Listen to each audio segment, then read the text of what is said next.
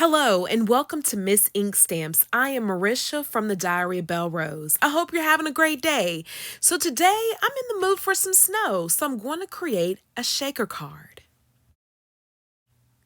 The stamp set that I'm using today is called Snow One Like You, and it includes a snowman with a tree image, 3 snowflakes, a bird image, and the sentiment, "There's no one like you." So let's get started. To begin, I'm going to create my background. So I brought in this 110-pound cardstock. Yes, no watercolor paper, my inks of choice, and water. So I basically stumbled across this technique one day. I love to experiment with different techniques and ideas I have. I believe in trying it out, and I encourage you to do the same. So I thought, what would happen if I apply wet ink to cardstock? Well, as you see here, it just soaks it up, which makes some very unique backgrounds. It does. So right here, I'm just going to apply some heat, and then I'm going to bring in some more color and then just apply it. And as you see, it's just soaking it up. The paper is just soaking up the wet ink. It's really, really cool, guys. So I encourage you to try it out. But the only thing is if you decide to test it out, I encourage you to lightly stroke the wet ink across the paper, because after a while, the paper will start to peel. So to prevent that from happening, just lightly stroke your brush on top. And as you see here, this paper is like soak and wet, but I just love how it turns out. It's really, really, really neat. Once the paper has dried, I do apply some white pigment ink splatter to the back to give it a snowy effect, and there you have it. The background is done. Now it's on to the next step. Next, it is time to create a frame for my shaker card. So I brought in 2 rectangle dies. I'm going to line them up, and then using some low tack tape, I'm going to secure them down to the cardstock. Then after I run them through my die cutting machine, there you have it, a frame for my shaker card. I'm now going to bring in some adhesive tape and then attach it to the back of my frame.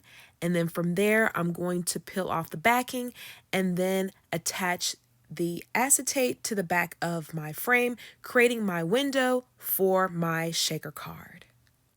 I'm now cutting off the excess acetate, and then from there, it is on to the next step.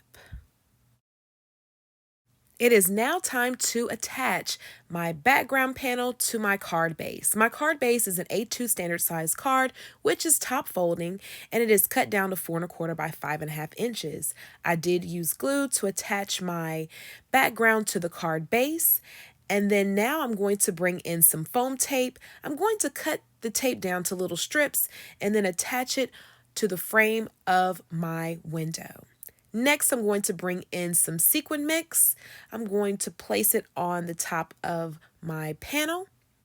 I'm then going to peel the backing from the foam tape that is on the shaker window, and then I'm going to line it up and then give it a good firm press to make sure that none of the sequins will fall out.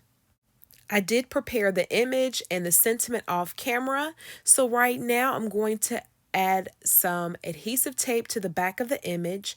After I remove the backing, I'm then going to line up the image and then give it a good press to the front of the shaker card. I wanted to add some sparkles, so I brought in a Wink of Stella pen, and I'm going to add it to the snowman, the sentiment, and the snow on the tree. Finally, to finish up the card, I'm going to add some adhesive glue to the back of this white panel, and I'm going to attach it to the inside of my card. Sometimes I opt to leave the panel out and just use a white Jelly Roll pen to write my sentiment. And there you have it. This card is done. Such a beautiful background with the snowman and the wintry scene. I am loving it.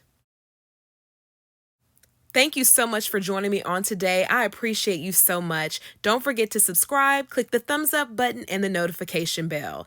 Thanks for watching and happy crafting.